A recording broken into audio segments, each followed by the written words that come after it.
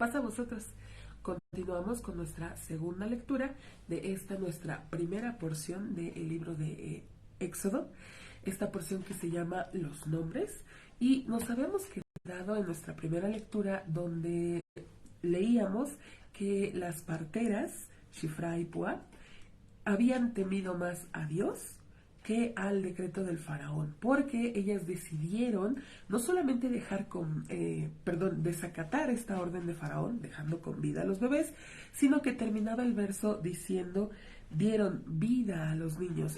¿Esto por qué? Bueno, porque no solamente ayudaban al parto, sino que también cuidaban al bebé, lo arrullaban, pues le cantaban un poco, que se calmara el bebé, y entonces decíamos esta gran labor que tuvieron estas parteras, y decíamos que por ello es que sus nombres aparecen escritos, como dándoles ese reconocimiento de parte de nuestro Dios, por eso se mencionan sus nombres. Y con este contexto continuamos nuestra segunda lectura. Estamos en el capítulo 1 a partir del versículo 18.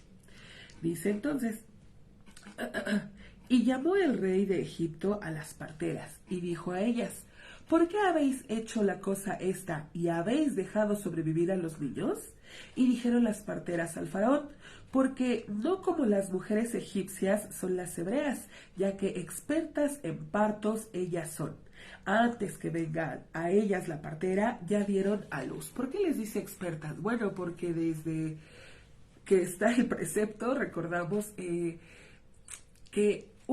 el primer precepto de Dios hacia los hombres pues fue que se fructificaran y se multiplicaran. Y quien más cumplía al pie, digamos, esta orden, lo leíamos igual en nuestra primera lectura, que nos daba 6 verbos diciendo que el pueblo se multiplicó mucho, en gran manera, se fructificó y pulularon en gran manera el pueblo. Entonces ellas le presentan este argumento a Faraón. A ver, las hebreas son expertas teniendo hijos, ellas son más fuertes que las egipcias, porque pueden tener al bebé solas, y pues cuando ya llegamos ya no hay nada, ya no tenemos nuestro trabajo, ya se acabó. Entonces, bueno, es el argumento que le presentan a Faraón. Ay. Verso 20. Verso 20.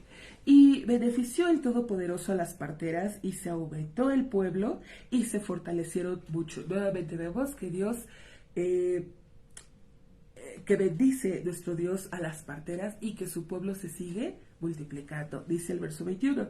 Y fue cuando temieron las parteras al Todopoderoso e hizo para ellas casas. Ay, les ofrezco una disculpa, perdón, ando un poco malita. Ahí estamos. Disculpen. Decíamos el verso 21. Y fue cuando temieron las parteras al Todopoderoso e hizo para ellas casas. Ahora, no nos especifica aquí quién hizo casas. Si nuestro Dios hizo casas para las parteras, que en este es el sentido que va a tomar la versión Reina Valera, porque va a decir, la palabra aquí es Betim. Betim significa casas o también puede significar familias. Repito, en la versión Reina Valera, ellos toman este contexto de familias y entonces dice como que Dios les dio familias, como que hizo multiplicar sus familias, les dio grandes descendencias, o que sus familias fueron importantes, que tenían cierto renombre dentro del mismo pueblo hebreo, O también, si nos vamos a como está escrito tal cual, e hizo para ellas casas, podemos entender que quizá no se refiere a nuestro Dios, sino que se refiere a Faraón. Faraón al ver o al presentarle este argumento de que la partera tiene que ir con la mujer embarazada para ayudarla y se están salvando porque la partera no se apura, porque la hebrea puede tener a su bebé sola, entonces Faraón va a construir como casas, como tipo hospitales, para que la embarazada tenga que ir y dar a luz forzosamente en esta casa. Decimos como tipo hospitales. ¿Y por qué resalto este punto? Porque es importante para el contexto de lo que sigue más adelante. Ahorita regresamos a este punto. Verso 22. Y ordenó el faraón a todo su pueblo diciendo, todo el varón que naciere al río lo arrojaréis, y a toda la mujer dejaréis vivir. Termina el capítulo 1, nos dice que Faraón ya se cansó, por algún motivo ya no desea esperar, vamos a hacerlo en secreto, porque esta orden de matar a los bebés únicamente la sabían las parteras, que por eso se estaban salvando los hebreos y se seguían multiplicando. Pero ahora ya Faraón ya no quiere mantener el secreto, discreciones, nada. Abiertamente le dice a su pueblo, si ven a un varón o un bebé, vamos, esténse pendientes de las embarazadas. Si nace un varón, láncelo al río. Imagínense qué fuerte. No por nada este faraón es muy malvado, vamos, toda esta dinastía de faraones, y pues también lo que les ocurre al final. Si nace varón, al río. ¿Qué río? Pues suponemos que el río Nilo, porque es el que está ahí en Egipto. Puede ser otro río, no nos lo maneja, pero por su posición o por descarte es el río Nilo. Y a toda mujer, esto es importante, a toda mujer déjela vivir. Y con esto entramos al capítulo 2.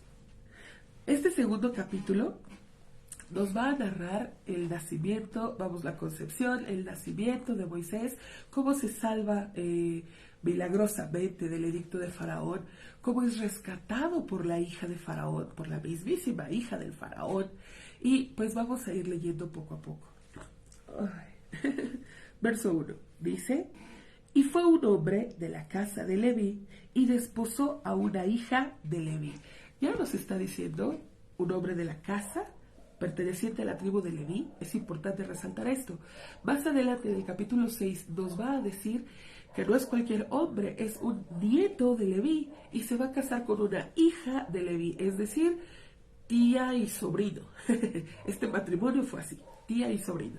Es interesante cómo en este capítulo no nos dice ningún nombre, sino más adelante vamos a ir encontrando quién es cada personaje. Nosotros, como ya no sabemos la historia, pues entendemos que es Amram y Jocabed. Pero repito, aquí no nos aparece ningún nombre. Conforme vayamos avanzando en las lecturas vamos a ir sabiendo quién es quién. Entonces, verso 2. Y concibió la mujer y dio a luz un hijo. Ahora es interesante esto. Nosotros sabemos por la historia que no nada más tuvieron a este hijo que concibió aquí, a Moisés, sino que tuvo a Miriam y a Aarón. Pero es interesante porque nos dice, y desposó. Amram desposa a su tía Jocabed y nace Moisés. ¿Qué pasó aquí? Y Aarón y Miriam, ¿qué pasó con ellos? ¿En qué momento nacen ellos? Quizá no nos lo dice la escritura, pero pudieron haberse casado, haber tenido a Miriam, a Aarón, por el decreto de Faraón, se hayan divorciado para no tener más hijos, para que no los maten, y por algún motivo vuelven a desposarse, vuelven a casarse nuevamente. Y por eso es entonces que nace Moisés. Repito, no nos lo dice, pero por como lo estamos leyendo podemos deducir esta parte. Dice entonces el mismo verso 2, y dio a luz un hijo y contempló a él que bonito era, y lo escondió 3 meses. A ver, quiero entender esto. La versión Reina Valera dice que era un niño hermoso. Entonces, no, hay algo que no me cuadra. Si hubiera sido un bebé feo, ¿lo arroja al río? O dice aquí bonito. De haber sido un bebé horrible, ¿lo entregaba a los egipcios? ¿Qué quiere decir esto de bonito o un bebé hermoso? Si nos ponemos a leer un poco, allá en Hechos capítulo 7, verso 20, nos dice de Moisés que era agradable a Dios. Ya no nos dice un niño hermoso, nos dice que era agradable a Dios. A ver, entonces, ¿los demás bebés no son agradables a Dios? Ya no entendí. Luego, dice en Hebreos 11, 23, que Moisés era un niño, ¿cómo dice? A ver, déjenme leerlo. Dios les había dado un hijo fuera de lo común y no tuvieron temor de desobedecer la orden del rey, es decir, de Faraón. Por eso lo guardaron, lo cuidaron 3 meses, dice. ¿Cómo que un niño fuera de lo común? Ok, vamos uniendo nuestras piezas. Lo común o lo normal en un embarazo es que 9 meses y nace el bebé. cuando es fuera de lo común, quiere decir entonces que era un bebé prematuro. No como todos los demás que nacimos de 9 meses, sino que nació antes. Ahora, yo le pregunto, ¿por qué 3 meses y ya no lo pudo cuidar más? Quiere decir entonces, podemos ir así deduciendo, conforme a lo que explicábamos al principio, de estas casas como hospitales que construía Faraón. Entonces, Moisés nace prematuro. Podemos decir entre 6 y 7 meses. ¿Por qué? Por la cuenta de los 3 meses, que lo esconden. Dice entonces que nace prematuro, o entendemos que nace prematuro este bebé, que por eso fue agradable a Dios, como nos dice Hechos. Siendo agradable a Dios, fue un milagro entonces que naciera, prematuro, que siguiera con vida siendo prematuro y con los cuidados, mayores cuidados que requiere un bebé prematuro. Por eso dice fue agradable a Dios. Y nada más lo pueden cuidar 3 meses, porque decíamos, estaban checando a las mujeres embarazadas para que al término de su embarazo fueran llevadas a estas casas tipo hospitales para dar a luz. Por eso nos va a decir, ella lo vio, que era hermoso o que había nacido prematuro y nada más lo pudo cuidar 3 meses, no más tiempo. Seguimos leyendo. Verso 3. Y no pudo más esconderlo.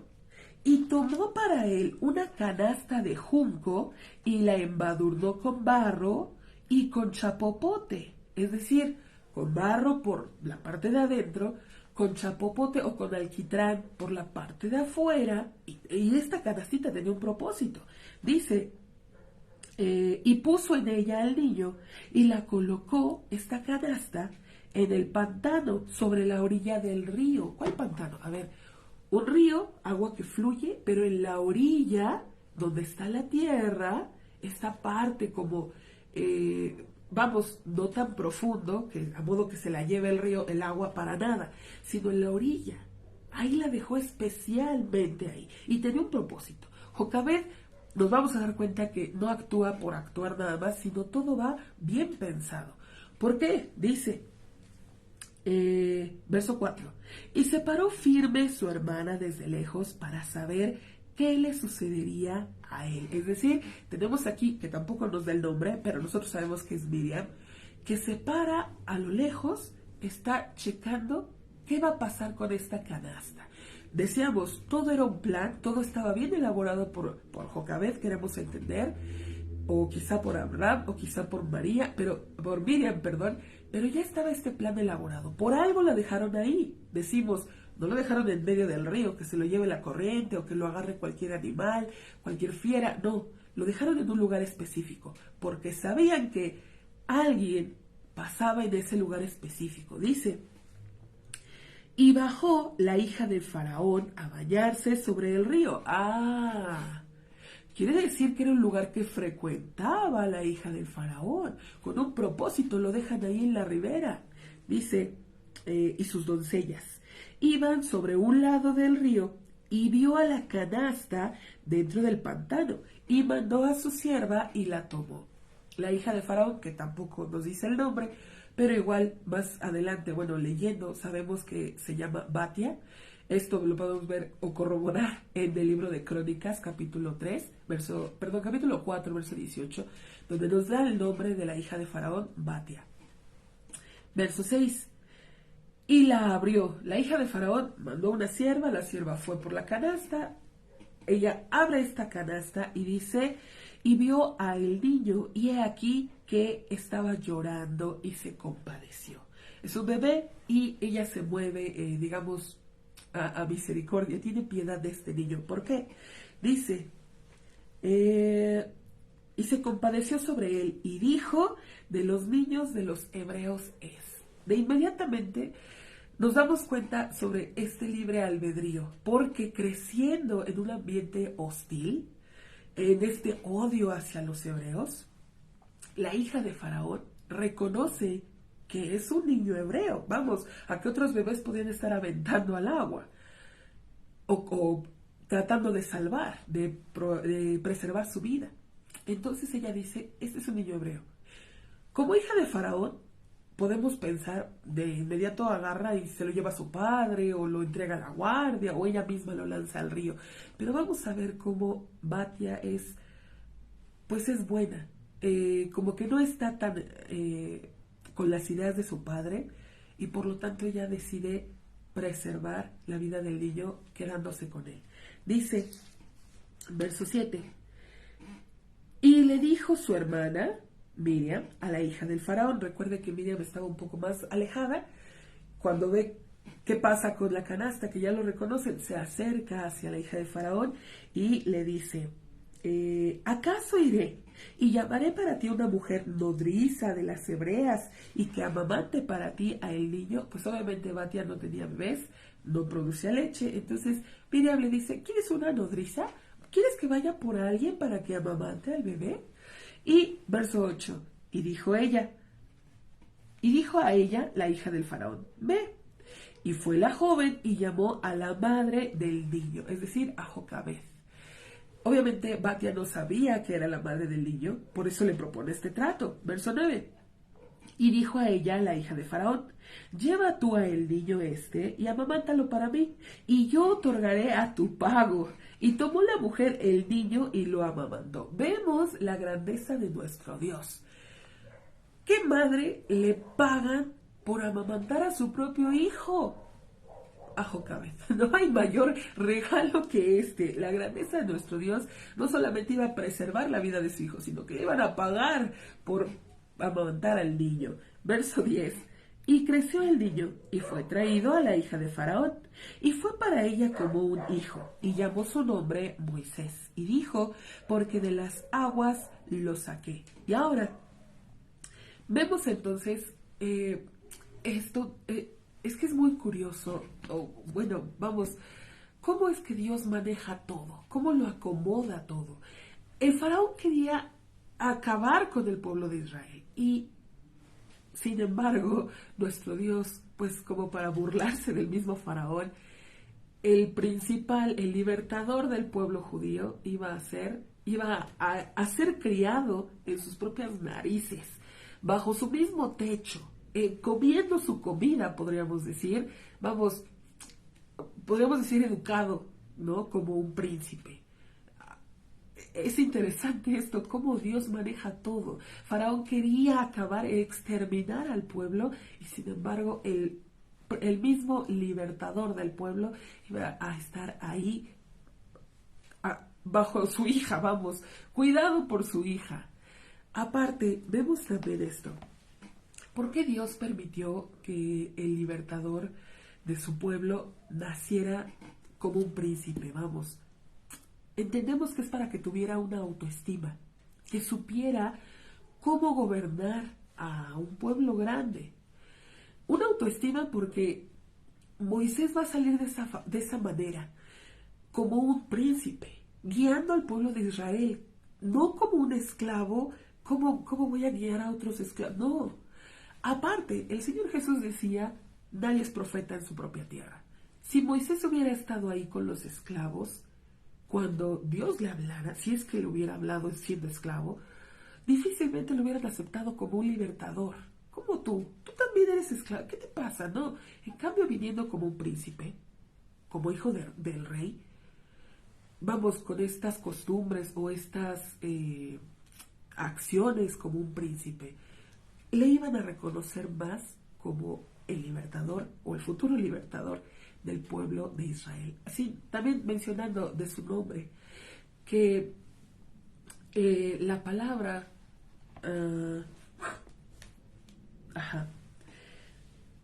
su nombre debió haber sido Mashui.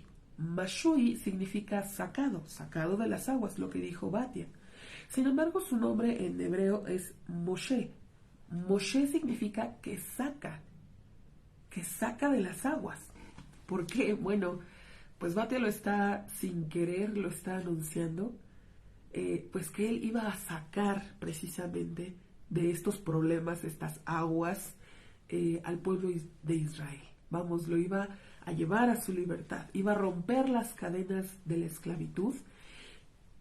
Repito, es interesante esto, cómo Batia le da este nombre, y más interesante, que se mantuviera con este nombre que le dio la hija de Faraón. Y pues hasta aquí concluimos con nuestra segunda lectura. Si Dios permite, continuaremos más adelante. Pasa a vosotros.